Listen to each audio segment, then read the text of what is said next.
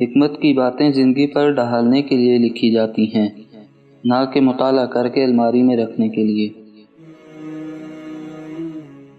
آدمی دولت کے ذریعے جتنی بھی ترقی کر لے، وہ عارضی شہرت، عورت اور پیٹ کی وادی سے آگے نہیں بڑھ سکتا۔ جتنی بڑی ہستی کے ساتھ تقرب ہوگا، وہ تقرب اسے اتنا ہی بڑا بنا دے گا۔ قرآن میں ہے، اللہ چونکہ سب سے بڑا ہے، اس لیے اس کی یاد بھی انسان کو دوسروں سے بڑا بنا دیتی ہے۔ حضرت یوسف کے بھائیوں کے جھوٹے آنسو جب پیغمبر کو دھوکہ دے سکتے ہیں، اس کے بعد ہم صحیح فیصلہ نہیں کر سکتے کہ ہر بہنے والا آنسو واقعی اعتبار کے قابل ہوتا ہے۔ زنا ایک عورت کی عصمت کا قرض ہے۔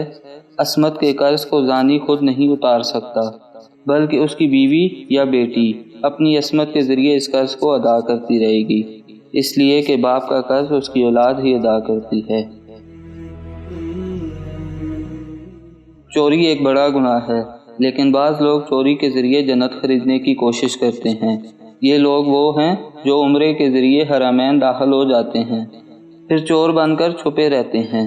جب حج ہوتا ہے، یہ چوری کا حج پڑھ کر ہمیشہ کے لیے حاجی حرمین بن جاتے ہیں۔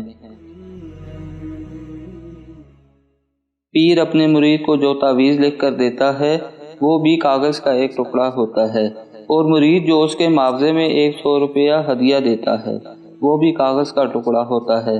مرید کا دیا ہوا ٹکڑا تو پیر کی فوری ضرورت پوری کر دیتا ہے، اور پیر کا دیا ہوا تعویذ کا ٹکڑا خدا جانے کب اثر کرے یا نہ کرے۔